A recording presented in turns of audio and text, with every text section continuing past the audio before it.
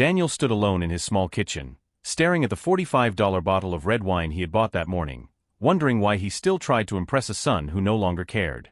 He turned the bottle slowly in his hands, remembering how Adam once loved weekend winery trips back when life felt easier. Then his phone buzzed, and Adam's voice came through sharp and cold, saying, "Dad, don't be late tonight. 7 sharp." Daniel answered quietly, trying to sound warm, but Adam cut him off before he could finish. As the line went dead, Daniel looked at the wrapped Christmas gifts on his table and whispered, "Maybe tonight will be different." The drive to Adam's condo took 20 minutes, and Daniel spent most of it replaying memories of the boy his son used to be. When he arrived, Emily, his daughter-in-law, opened the door wearing a dress worth more than his monthly groceries. "Oh, Daniel. You're here," she said flatly, stepping aside without a smile. Daniel forced a gentle greeting, but she was already walking away. Inside, the house smelled like expensive food and expensive furniture, none of which he'd ever been thanked for helping them afford. Adam barely looked up from his phone and said, "Put your stuff anywhere," before returning to whatever amused him more than his father's presence. Daniel set the wine on the counter, hoping it would start a pleasant conversation, but Emily picked it up, sniffed it, and smirked. "Oregon wine? Cute. We drink California cabs now, more sophisticated." Daniel swallowed the sting and replied evenly, "I didn't know your tastes changed so much."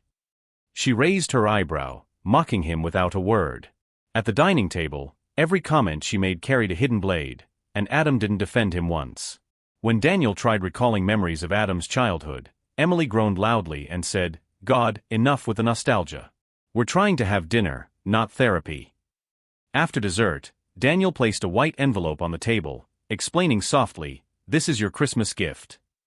Emily grabbed it before he finished speaking, tore it open, and counted the money with greedy fingers. "Finally," she said, "something useful from you." Daniel blinked slowly, unsure he heard correctly. "Excuse me?" he asked. Emily stood with the envelope raised like evidence in a trial. "Don't act innocent, Daniel. This barely covers what you owe us for dealing with you." Even Adam shifted uncomfortably, but he stayed silent, leaving his father exposed and alone at the table. Then Emily walked over to his plate, leaned forward, and spat directly onto the food he had just eaten. The room froze as her voice echoed, "That's what you deserve, loser." Daniel looked at Adam, waiting for the son he raised to appear and stand up for him. Instead, Adam began clapping slowly, smiling as though he were watching a show. "Don't be dramatic, Dad," he said coldly. Something inside Daniel cooled into steel. Without a word, he pulled out his phone, typed a message to his lawyer, "Start the plan," and stood up. Their lives, he knew, had just changed forever. Daniel walked out of their condo without looking back, hearing Adam shout, "Dad, get back here. You're embarrassing us." But Daniel kept walking toward his car, feeling the winter air cool the fire inside him. His phone buzzed again, this time from Eric, his lawyer. "Confirmed," the message read. "We begin Monday morning." Daniel sat in his old Honda for a long moment, breathing slowly. "They think I'm weak," he whispered to himself. "But they have no idea who they just pushed." With steady hands, he started the engine and drove toward home, leaving the cruelty behind him. When Daniel reached his quiet house on Maple Street, he didn't turn on the lights. He sat in his recliner, letting the darkness wrap around him like a blanket. His phone glowed softly in his hand, still showing Eric's message. 3 days, he thought. 3 days until everything begins. He remembered Adam at 8 years old, holding a science fair trophy and asking, "Dad, do you really think I can be an engineer someday?" Daniel had answered yes with all his heart. Now he whispered into the dark, "Where did that boy go?" But no answer came back. The next morning, Daniel made coffee and opened an email from Eric containing every document he had saved over the years. Transfers, messages, broken promises, everything Adam had forgotten he ever wrote. "This is strong evidence," Eric had typed. "But I must ask, are you sure you want to do this?" Daniel read the question twice. He thought about the spit, the applause, the disrespect he had tolerated for years. Finally, he replied, "My relationship with my son ended last night. I'm only making it official." Eric responded, "Understood. I'll prepare the demand letter." Later that afternoon, Daniel's phone rang. Adam's voice came through loud and angry. "Dad, What did you tell the bank? They froze our mortgage request. Daniel stirred his coffee calmly. I told them I wouldn't co-sign anything, he answered. Adam's breath caught. Co-sign? We never asked you to co-sign. Daniel replied, you didn't ask. You assumed. Emily's loud voice suddenly came through the phone. You spiteful old man. You're ruining our future. Daniel sighed. I've already given you $94,000. Your future was ruined by your own choices, not mine. When Daniel hung up, the trembling in his hands wasn't fear, it was release. This is just the beginning, he murmured. On Monday, the demand letter would arrive, and Adam and Emily would finally face the truth. That evening, Daniel opened the safe behind his bookshelf and laid out the documents that showed his real life, for properties, investments, and quiet wealth worth more than $3 million. None of it had ever impressed him. But tonight, it reminded him of something simple and powerful. He had built a life of discipline, and now he would defend it. By noon on Monday, Daniel received a short text from Eric, delivered. Emily signed for it at 11:47 a.m. Daniel imagined her expression as she opened the envelope and read the demand, repayment of $94,000, documented and enforceable. His phone buzzed again, 7 missed calls from Adam within 2 minutes. Messages poured in. Dad, what is this? Are you serious? Call me now. Daniel placed the phone face down and continued eating his sandwich. For the first time in years, he felt no pressure to respond. He whispered, they wanted a show. Now they'll get one. At 1:15 p.m., Adam appeared on Daniel's porch, pounding on the door. Dad. Open up. You can't do this. Daniel stood behind the locked door and answered calmly, all communication goes through my lawyer now. Adam's voice cracked. Are you kidding me? I'm your son. Daniel replied, and yet you applauded when your wife spat in my food. This is appropriate. Adam cursed under his breath. We don't have $94,000. Daniel said quietly, then you shouldn't have borrowed it. Adam let out a frustrated groan and stormed away. The next day, Daniel received an email from a small law office representing Adam and Emily. It claimed the money had been gifts, not loans, and accused Daniel of harassment. Daniel forwarded it to Eric with a single sentence, proceed as planned. Eric responded, they're in panic mode. We stay steady. That afternoon, Daniel visited Laurelhurst Park, a place he once took Adam as a child. A young father pushed his daughter on a swing, the laughter echoing across the pond. Daniel whispered, he used to laugh like that, and felt something tight in his chest. On Wednesday, Daniel met Eric for coffee. Their lawyer tried offering $10,000, Eric reported, shaking his head. It's all they can scrape together. Daniel sipped his drink. No, Eric nodded. I didn't accept. We'll file the complaint next week. Daniel looked out the cafe window, watching winter rain paint streaks across the glass. They'll blame me for everything, he murmured. Eric replied, let them. Judges read evidence, not emotions. Daniel breathed deeply and said, then file everything. No more delays. Eric placed a hand on his shoulder and whispered, it's time. The following morning, Daniel heard a knock and opened the door to find a private investigator hired by Adam's lawyer. She tried asking questions, implying neighbors said Daniel seemed unstable. Daniel kept the door barely open. My mental state is fine, he said sharply. My tolerance for disrespect is not. Leave my property. She hesitated but eventually walked away. Daniel closed the door slowly, heart steady. They're digging for anything, he muttered. That evening, he received a warning text from his neighbor, Anne. Emily was snooping around, asking about your house value. Be careful, Daniel. 2 days later, the case became public record. A small article appeared online, Father sues son for $94,000. Though anonymous, everyone in their circle knew exactly who it was. Daniel's phone rang with messages from former coworkers and neighbors saying, we support you, and you're doing the right thing. Meanwhile, Adam and Emily's social media pages went quiet, comments disappearing overnight. Eric called that afternoon. Public pressure is hitting them hard, he said. Expect a better offer soon. Daniel replied softly, I'm not interested in offers. I'm interested in truth. On Thursday, a new settlement offer arrived, $25,000 upfront and small payments for years. In return, Daniel had to stay silent. He read the letter twice and laughed. Silence is expensive, he murmured, and they're too late. He sent it to Eric, who immediately replied, rejecting now. As the sun set, Daniel stood by his window watching cars pass by, each one carrying a family preparing for the holidays. His own holiday had been poisoned by spit and applause. Actions have consequences, he said aloud. Even for the ones we love. The hearing date arrived quickly. Daniel wore a simple navy suit and walked into the courtroom with Eric beside him. Across the room sat Adam and Emily, Adam pale and nervous, Emily overdressed with a forced smile.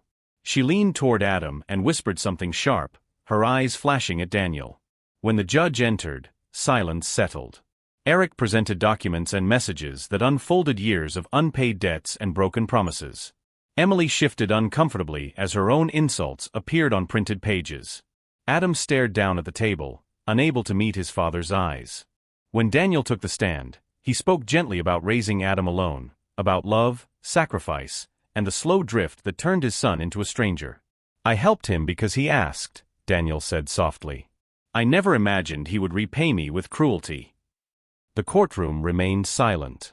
When Emily testified, she tried to paint Daniel as dramatic and old-fashioned. But Eric destroyed her argument with one question. If you were struggling, why did you spend $32,000 on luxury items last year? Emily stuttered, cheeks burning. The judge looked unimpressed. The judge ruled firmly in Daniel's favor, awarding him the full $94,000 plus legal fees and interest. Emily gasped as if struck. Adam's shoulders sagged under the weight of consequences he had never expected to face. They were ordered to begin payments immediately or risk wage garnishment and asset seizure. Outside the courtroom, Eric said quietly, "Clean victory." Daniel nodded, but he didn't smile. He looked at Adam sitting alone on a bench and whispered, "This is only the beginning." He understood then that the story was shifting, from punishment toward a different kind of ending. Over the next week, Daniel received updates from Eric. They missed the first deadline, Eric said during a morning call. We're filing for wage garnishment and asset seizure. Daniel listened quietly, stirring his tea. Do whatever the law allows, he answered. Adam and Emily's condo quickly became the first target. With unpaid debt piling over their heads, the bank froze their accounts and began reviewing their financial statements. Daniel sat in his living room that day, whispering to himself, "They thought I was weak. But weakness doesn't build a life like mine." 2 weeks after the judgment, Daniel heard from and again. "Daniel, I saw Adam at the store. He looks terrible, thinner, stressed, buying cheap groceries." Daniel thanked her politely, but after hanging up, he sat still for a long moment. He remembered Adam at 17, excitedly showing house designs in thick architecture books. How did that boy become this man? Later that evening, Eric confirmed another blow. Emily just filed for divorce. She listed financial instability as the reason. Daniel closed his eyes softly. "I expected that," he murmured. She was loyal only to comfort. When Adam learned about the divorce filing, he called Daniel for the first time in months. "Dad, she left," Adam said in a shaky voice. "She took everything she could carry." Daniel inhaled deeply. "I'm sorry to hear that." Adam replied bitterly, "No, you're not. You warned me. You warned me, and I didn't listen." Silence stretched between them until Adam whispered, "What do I do now?" Daniel answered gently, "You rebuild. Without her. Without lies. Without shortcuts." Adam said nothing more before ending the call with a broken "Good night, Dad." March brought even more change. Adam lost his job after repeated performance issues, something Daniel heard from and a day before Adam admitted it. When Adam finally called, he spoke through tears. "Dad, I got fired. I messed everything up." Daniel kept his voice steady. "You can fix your life, Adam. But only you can do it." Adam confessed he was working nights as a rideshare driver, trying to survive. "I sleep 4 hours a day," he said. "But I guess that's what I deserve." Daniel didn't argue. Some truths grow clearer when spoken aloud. Weeks later, Daniel received a text from an unfamiliar number. Mr. Hayes, this is Steve from Hoffman Construction. Your son listed you as a reference. Daniel felt his breath catch. Is Adam okay? He asked. Steve replied, he was honest about his challenges. I respect that. I just want to know if he's trustworthy. Daniel thought carefully, then said, he made terrible choices, but he's trying to become better. If you give him a chance, he won't waste it. 2 days later, Adam sent a stunned message, Dad, I got the job. Thank you.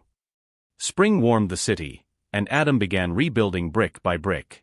He worked long hours at the construction firm, arriving early and staying late.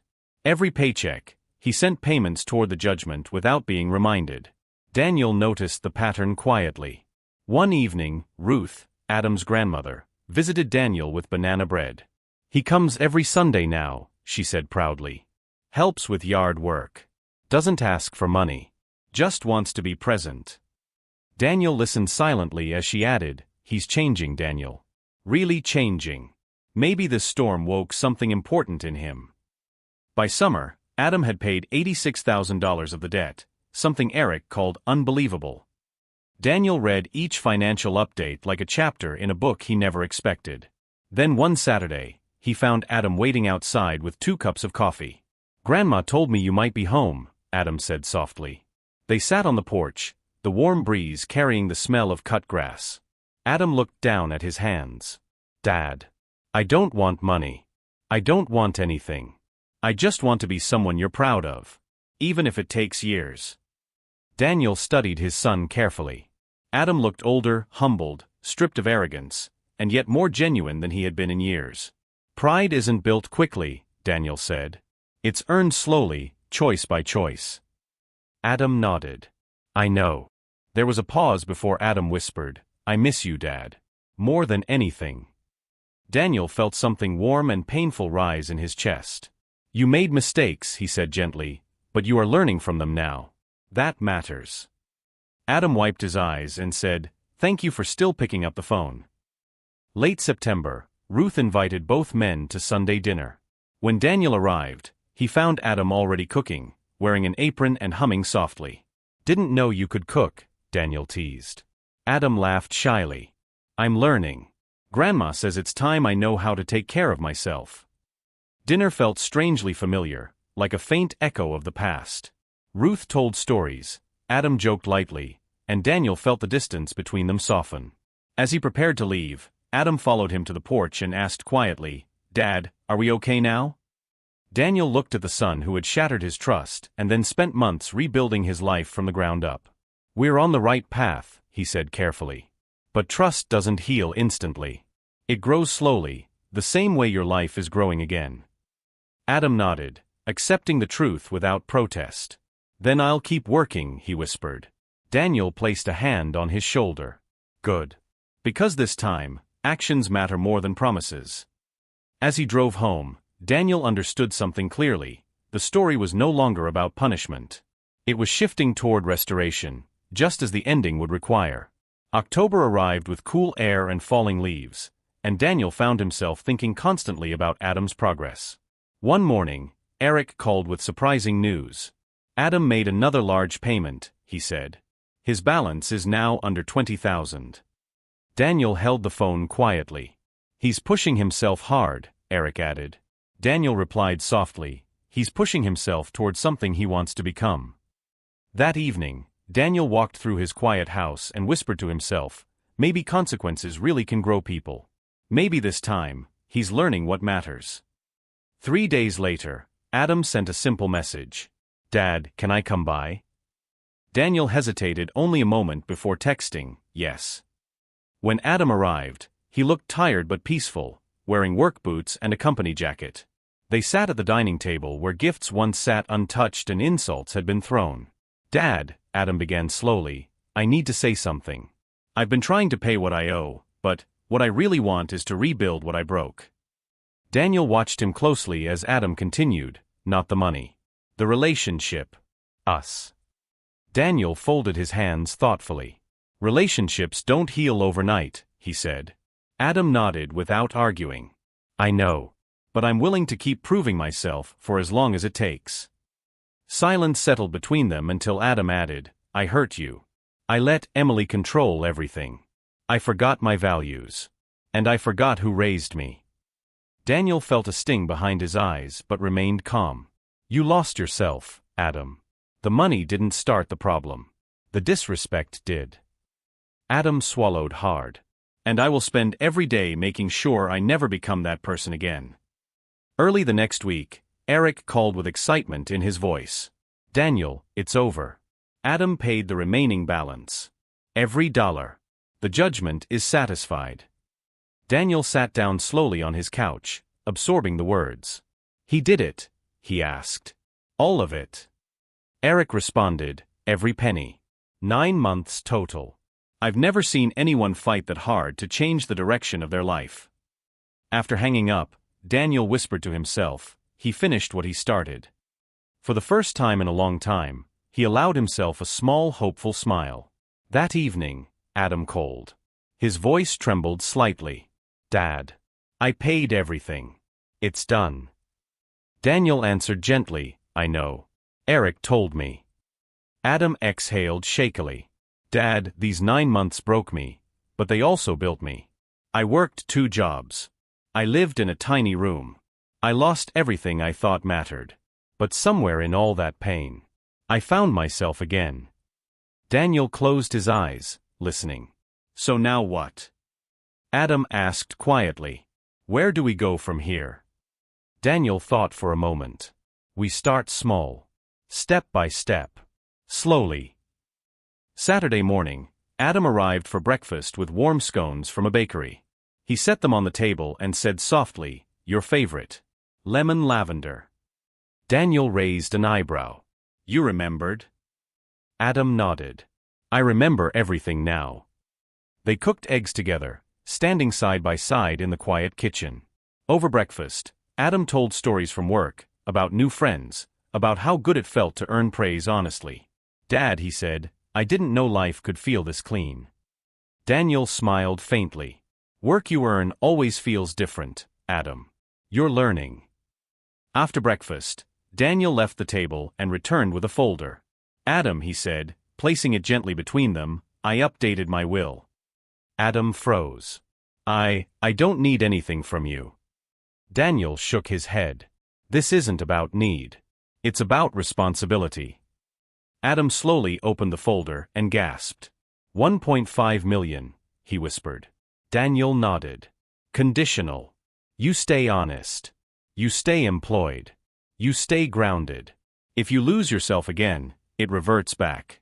But if you remain the man you're becoming, then you inherit what your mother and I built.